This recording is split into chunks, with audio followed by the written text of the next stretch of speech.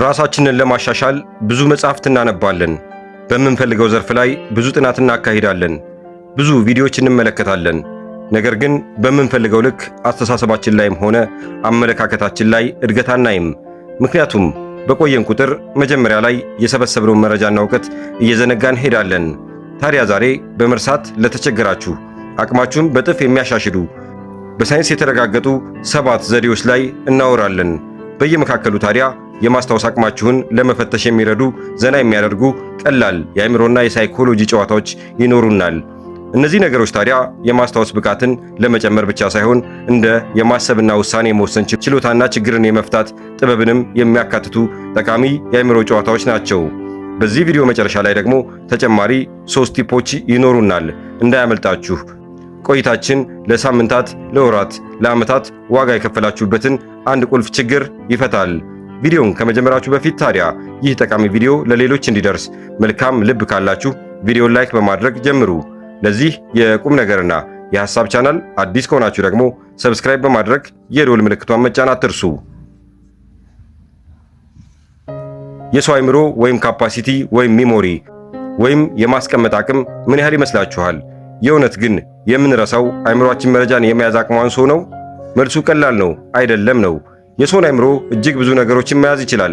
ጥናቶች እንደሚያሳዩት አእምሮአችን 2.5 ፔታባይት በላይ የሆኑ መረጃዎችን መሸከም ይችላል። 2.5 ፔታባይት ምን ያህል እንደሆነ እስኪ እንመልከት። 1 ፔታባይት 1024 ቴራባይት ነው። 1 ቴራባይት 1024 ጊጋባይት ነው። የምናወራው ነገር በግልጽ እንዲገባችሁ ለምሳሌ ስናየው በዘመኑ ባሉት ጥራት ያላቸው ፊልሞች የሚይዙትን ስቶሬጅ ስናስበው 2.5 ፔታባይት የሚያህል መጠን ያላቸው ፊልሞችን ለማየት 300 ዓመት ይፈጅብናል። 300 ዓመት። ያ ማለት በቀላሉ አእምሮአችን የ300 ዓመት እርዝመት ያለውን ፊልም መጫን ይችላል ማለት ነው። ይህ ጥናት ፐርፌክት ጥናት ነው ማለት ባንችልም፣ ግን የሰው አእምሮ ከዚህ ቢበልጥ እንጂ እንደማያንስ ለማስረዳት በቂ ይመስለኛል። ታዲያ ግን ለምን ይሆን የምንረሳው? ለዚህ ትክክለኛ ምክንያቱ የአእምሮአችንን አሰራር ባለመገንዘባችን የሚል ይሆናል። ወይም ደግሞ ለማስታወስ የምንጠቀምባቸው ዘዴዎቻችን ልክ ስላልሆኑ ነው ማለት ነው። ብዙዎቻችን ለማስታወስ ወይም ነገሮችን ላለመርሳት የምንጠቀምባቸው መንገዶች ደጋግሞ እንደማንበብና ራሳችንን በማስገደድ ወይም በማስጨነቅ ስለሆነ ነው። በዚህ ዘዴ ደግሞ አእምሮአችን የአጭር ጊዜ ትውስታን እንጂ የረጅም ጊዜ ትውስታን ሊያከናውን ግን አይችልም። ስለዚህ አሁን ወደ 7ቱ ነገሮች ከማለፋችን በፊት በመጀመሪያ አንድ የማስታወስ አቅማችንን የምንለካበት የጭንቅላት ጨዋታ እንጫወታለን። ጨዋታችን ቀላል ነው። 10 ቃላቶችን እናገራለሁ። የእናንተ ሥራ ቃላቶቹን መስማትና ማስታወስ ነው። ነገር ግን ቪዲዮውን ወደ ኋላ መመለስ አይቻልም። አንድ ጊዜ ብቻ ሁሉንም ቃላቶች ስናገር አድምጡኝ። የምናገራቸውን ቃላቶች በማስታወሻ መጻፍ አይቻልም ወይም አይፈቀድም። አንደኛ ብዕር፣ ሁለተኛ ማህተም፣ ሶስተኛ ስክሪፕቶ፣ አራተኛ ቀስተ ደመና፣ አምስተኛ ሰማይ፣ ስድስተኛ ብርቱካን፣ ሰባተኛ ሰርግ፣ ስምንተኛ ዝናብ፣ ዘጠነኛ ወተት፣ 10ኛ ወርቅ። በሉ አሁን ቪዲዮውን አቁሙና ምን ያህል ቃላትን እንደምታስታውሱ ራሳችሁን ፈትሹ። እሺ ጨረሳችሁ? አማካኝ የማስታወስ ችሎታ ካላችሁ ከ10 ቃላት ከ5 እስከ 7 አስታውሳችኋል ማለት ነው። ምናልባትም 10ሩንም ቃላት ካስታወሳችሁ ጥሩ የማስታወስ ብቃት ላይ ናችሁ ማለት ነው። 10ሩን የሚያስታውሳችሁ ደግሞ በቅደም ተከተላቸው ማስቀመጣችሁን ራሳችሁን ፈትሹ። ግን በዚህ ጌም አብዛኛው ሰው የመጀመሪያውና የመጨረሻውን ቃላት የማስታወስ አቅሙ ከፍተኛ ነው። አሁን የማስታወስ ብቃታችንን ከፍ ወደሚያደርግልን 7 ዘዴዎች እንለፍ። በአንደኛ ደረጃ ያስታወስነው ዘዴ የማናስተውለው አቅማችንን እየገደለ ያለ በተሳሳተ መንገድ የምንረዳው የማትጠብቁት ሐሳብ ነው። 7ኛ ውሃ መጠጣት ነው። አንጎላችን በቂ የፈሳሽ መጠን ካላገኘ የማተኮር ብቃቱ ያነሰ ነው የሚሄደው። የትኩረት አቅም ደግሞ ከማስታወስ ጋር የአንድ ሳንቲም 2 ገጽታዎች ናቸው። ስለዚህ በትክክል ትኩረት ለማግኘት እንድትችሉ በቂ የሆነ ውሃ መጠጣት ያስፈልጋችኋል። 6ኛ ምህጻረ ቃል የምንለው ነው። ይህ የማስታወስ ዘዴ ማስታወስ የፈለጋችሁትን ምህጻረ ቃሉ የሚቀመጠው በቃሉ የመጀመሪያው ፊደል ላይ ተንተርሶ ነው። ትልልቅ ድርጅቶች የድርጅታቸውን ስሞች አሳጥረው እንደሚጠሩበት ነው። ይህ ትልልቅና ረጃጅም ስሞችን በቀላሉ በቅደም ተከተል ለማስታወስ የሚረዳ ምርጥ ዘዴ ነው። ተጠቀሙበት። አምስተኛ ላይ የምናነሳው መረጃዎችን ወደ ምስል መቀየር ወይም ኢማጂኔሽን የሚባለው ነው። ይህ ዘዴ እስካሁን ድረስ ለማስታወስ ከሚጠቀሱ ዘዴዎች እጅግ ዋነኛው ነው። የሰው ልጅ ጭንቅላት ትልቅ አቅም አለው። ኢማጂኔሽን ወይም ምናብ። ይህ ኢማጂኔሽን ወይም ምናብ በአቅራቢያው የሌለን ወይም ያልተፈጠረ ነገር በአይምሮ ምስል ማላበስ፣ ቀለም መፍጠርና ነገሩ እንደተፈጠረ አድርጎ ማሰብ መቻሉ ነው። ታዲያ ይህንን ምናብ ለማስታወስ ስትጠቀሙት ደግሞ እጅግ በጣም አመርቂ ውጤትን ያስመዘግብላችኋል። ስለዚህ ይህንን በመጠቀም የሚነገረንን ሁሉ ወደ ምስል ቀይሮ መረዳት ይቻላል። አይምሮ ደግሞ ወደ ምስል ተቀይሮ የተነገረንን ነገር በፍጥነት አያጠፋውም። እስኪ ራሳችሁን ተመልከቱ። ፊልም፣ ስዕል የመሳሰሉ ነገሮች በቀላሉ ከአይምሮአችን የማይጠፉት ለምን ይመስላችኋል? ስለደጋገማችሁት አይደለም። ነገሩ በምስል ስለተመለከታችሁት ነው።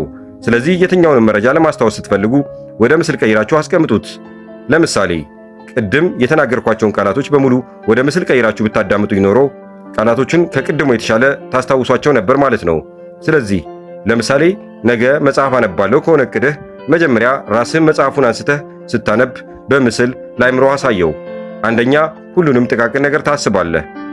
ለምሳሌ ምን የሚለው መጽሐፍ የቱ ጋር ተቀምጬና ምን አይነት ልብስ ለብሼ ነው የማነበው የሚሉትን ነገሮች ራስን ትጠይቃለህ። እነዚህን 3 ጥያቄዎች ስትመልስ ሙሉ ምስል ለአይምሮህ ትሰጠዋለህ። ያኔ ነገሩን ማገናዘብም ሆነ ማስታወስ በቀላሉ ይቻላል ማለት ነው። ይህ የሚሆነው ነገር በምስል አይምሮአችን ማህደር ትውስታችን ስር ስለሚቀመጥ ነው። አራተኛ ትኩረት ማድረግ። ይህ የማስታወስ ሌላኛው ገጽ ነው። አንድ ነገር 10 ሰዓት ከላዩ ላይ ከመመልከት 5 ደቂቃ አይምሮን ሰብስቦ በጥሞና ማጥናት የበለጠ ውጤትን ያመጣል። ቶማስ ኤዲሰን በአምፖል ፋብሪካ ውስጥ የሚሰሩ ሰራተኞች ዘወትር በአንዲት ቀጭን መንገድ ላይ እንደሚያልፉ ተመልክቶ ነበር። በዛች ቀጭን መንገድ አንዲት የወይራ ዛፍ ነበረች። ሰራተኞቹንም ጠርቶ ያችን ዛፍ በእስካሁኑ ጉዞ ውስጥ ተመልክቷት የሚያውቅ እንዳለ ጠየቀ። ሁሉም ግን አስተውለዋት እንደማያውቁ ተናገሩ። ቶማስ ከዚህ በመነሳት እንዲህ አለ፣ የአብዛኛው ሰው አይምሮ አይኑ ከሚያዩ መካከል አንዱን እንኳን አያጤንም ወይም ልብ አይልም በማለት ተናገረ። ታዲያ ግን ትኩረት እፈልጋለሁ፣ ግን እንዴት እሱ ይዳብራል ትሉ ይሆናል። ቀላል የሆነ ልምምድ አለ። ይህም አንድን ነገር ብቻ እያደረጉ ረዘም ላለ ደቂቃ መቆየት። በየዕለቱ በትኩረት የምትቆዩበት ሰዓት ሲጨምር የትኩረት አቅማችሁ እየተሻሻለ ነው ማለት ነው። ለምሳሌ ሩቅ አትሂዱ። ምግብ እየበላችሁ ሌላ ምንም ነገር አለማድረግ፣ ስልክ አለመጎርጎር፣ ከሰዎች ጋር አለመነጋገር፣ ምግብ ላይ ብቻ ፎከስ አድርጋችሁ መመገብ። ይህ ትልቅ የሆነ የትኩረት አቅማችሁን የማሳደግ አቅም አለው። ሌላ ምንም ነገር ሳታደርጉ አንድን ነገር ላይ ረጅም ደቂቃን ስታሳልፉ የትኩረት አቅማችሁ ወይም አይምሮአችሁን ሰብስባችሁ አንድ ነገር ላይ የመቆየት አቅማችሁ ከፍ እያለ ይመጣል። ለምሳሌ ቼዝ ተጫዋቾች፣ ዮጋ የመሳሰሉትን ሰዎች ብትመለከቷቸው የትኩረት አቅማቸው እጅግ ከፍተኛ ነው። ያ የሆነው ምክንያት አንድ ነገር ላይ ረጅም ሰዓት መቆየት መቻላቸው ነው። ስለዚህ እናንተም ውጤታማ እንድትሆኑ ትኩረት ማድረግን ተለማመዱ። 3ኛ ላይ ያስቀመጥነው ማዛመድ ማዋቀር ነው። ይህ ማለት ማስታወስ የፈለጋችሁትን ነገር ከሌላ ነገር ጋር ማዛመድ፣ በተጨማሪም የተበታተነን ሐሳብን ደግሞ መሰብሰብና ማዋቀርን ያመለክታል። ማዛመድን ስንመለከት ቅድም የነገሩን ትክክለኛ ምስል አይምሮ ላይ መፍጠርን የተመለከትን ሲሆን ማዛመድ ደግሞ መያዝ የፈለግነውን ነገር ከሌላ ለኛ ቅርብ ከሆነ ነገር ጋር ማቆራኘት ነው። ለምሳሌ ስለ አውሮፕላን ለመረዳት ወፍን መመልከት፣ ስለ ካሜራ መያዝ የምትፈልጉትን ለመያዝ ደግሞ የሰውን አይን ማመሳሰል ነው። ይህ አይነቱ ዘዴ ይህ ብቻ ሳይሆን ብዙ ቴክኒክ አለው። ለምሳሌ ታሪክ መፍጠር ወይም የራሳችንን ግንኙነት በምንይዛቸው ነገሮች መካከል መፍጠር። አሁንም ወደ ቅድሙ ጨዋታ ስመልሳችሁ እሱን ለማዛመድ ብንሞክር፣ ለምሳሌ ዝናብ፣ ቀስተ ደመናና ሰማይ አንድ ላይ የሚታወሱ ነገሮች ናቸው። ከሰማይ ዝናብ ይወርዳል። ከዝናብ በፊት ወይም በኋላ ደግሞ ቀስተ ደመና ይታያል። ወደ ማዋቀር ስንሄድ ደግሞ የተበታተኑ ሐሳቦችን በነጥብና በቁጥር በማስቀመጥ ማስታወስን ያመለክታል። ስለ ብዙ ሐሳቦች መረጃዎች ስትሰበስቡ ልታስታውሱት የምትችሉት መንገድ ነገሮችን በመከፋፈል መረዳት ነው። ሰነጣጥቆ ማስቀመጥ ነው። በነጥብ ስታስቀምጡት አንድን ሐሳብ ሰብስቦ ጨብጦ ያ ነጥብ ይይዝላችኋል፣ ወይም በርዕስ መልክ ያስቀመጣችሁት ነገር ያ ሐሳብን ጨምቆ ይይዝላችኋል። አይምሮአችን የሆነ ነገርን ለማስታወስ እንድትጠይቁት የሚፈልግበት የራሱ መንገድ አለው። ታዋቂው ፈላስፋ ዊሊያም ጄምስ አይምሮአችን ነገሮችን የሚያገናዝብ መኪና ነው ይላል። ለምሳሌ አይምሮአችንን በደፈናው አስታውስ፣ ትዝ ይበልህ ብንለው ምንም መልስ ሊሰጠን አይችልም። ለምን? ምን እንደሚያስታውስ፣ ምን ትዝ ሊለው እንደሚገባ መጠቆም ይኖርብናል። ለምሳሌ የተወለድክበትን ቀን አስታውስ ወይም ፍቅር እስከ መቃብር ውስጥ ዋናው ገጸ ባህሪ ትዝ ይበልህ ብንለው በቀላሉ ሊያስታውስ ይችላል።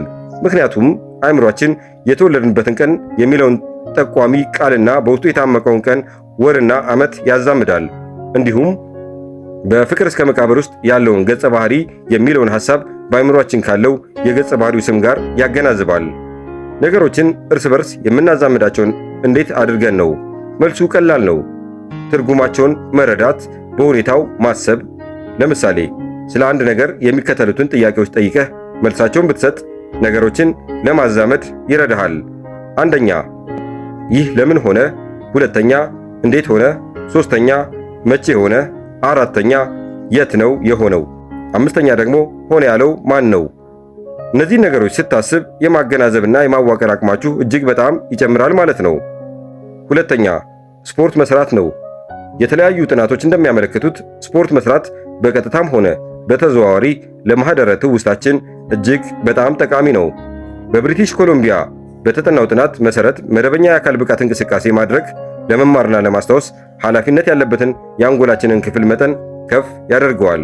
በተጨማሪም ስፖርት ስንሰራ አንጎላችን ውስጥ ፖዚቲቭ የሆነ ኬሚካሎች እንዲመነጩ ያደርጋል። ከነዚህም ውስጥ ኢንዶልፊን፣ ሴራቶኒን ተጠቃሽ ኬሚካሎች ናቸው። ተጠቃሽ ኬሚካሎች ናቸው። እነዚህ ኬሚካሎች ደግሞ ጥሩ ስሜት እንዲሰማን በፍጥነትና በቅልጥፍና እንዲሰራ ወሳኙን ሚና ይጫወታሉ። አንደኛው ጋር ደርሰናል። በቂ እንቅልፍ መተኛት። አላስፈላጊ መርሳትን ለማስወገድና የማስታወስ ችሎታን ለማሳደግ በቀን ውስጥ በትንሹ ከ7 እስከ 8 ሰዓት መተኛት ለሰውነታችን እጅግ አስፈላጊ ነው። ለምን መሰላችሁ? ሁላችንም እንደምናውቀው መረጃዎች ከአጭሩ ትውስታ ወደ ረጅሙ ትውስታ የሚዘዋወሩት በእንቅልፍ ሰዓት ስለሆነ ያ ማለት ንቁ የአእምሮ ክፍል በቀን የሰበሰበው መረጃ ሁሉ የሚያስቀምጠው ለዕለት በተዘጋጀው የአእምሮ ክፍል ውስጥ ነው። ምክንያቱም ሁሉንም ነገር አግበስብሶ ማስገባት ስለሌለበት። ታዲያ በምንተኛበት ጊዜ የሚፈጠረው ምንድን ነው? የሚፈጠረው ነገር በአጭር ትውስታ ከስሜት ጋር ያሉ ወይም ስሜታዊ የሆነባቸውን ነገሮች እያጠለለ ወደ ረጅም ትውስታ ይቀይራል። ታዲያ ተማሪዎችም ሆነ አብዛኛው ሰው የሚሸወደው ከእንቅልፍ ብዙ ሰዓትን እየቀነሰ ለትምህርትና ለሥራ እየዋለ ለስኬት የሚከፍለው ዋጋ ነው። ነገር ግን ሰውነታችን ቀለል ያለና የተፈጠረበትን ተፈጥሯዊ ኃይል ሳይለቅ ትልቅ ጉልበት የሚፈልግ መሆኑን ተረድታችሁ ማረፍ ባለባችሁ ሰዓት እያረፋችሁ መስራት ባለባችሁ ሰዓት ስሩ። ብቻ የማስታወስ ችሎታን በእጅጉ ከሚያሻሽሉ ነገሮች ዋነኛው በቂ እንቅልፍ መተኛት እንደሆነ ተረዱ። አሁን በድጋሚ በቀጥታ የተወሰነ ዘዴዎችን ተጠቅመን የማስታወስ ችሎታን የምትፈትሹበትን ቀለል ያለ ጨዋታን እንጫወት።